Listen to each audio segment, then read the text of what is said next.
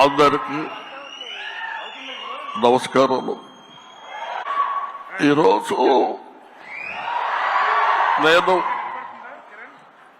భారతీయ టూలో యాక్ట్ చేశాను. Indian number 1 బాగా హిట్ చేశారు, మీరందరికీ తెలుసు.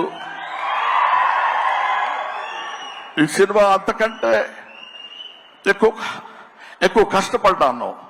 మన సౌత్ ఇండియన్స్ అందరూ నన్నంతో ఆశీర్వదించారు, అభినందించారు.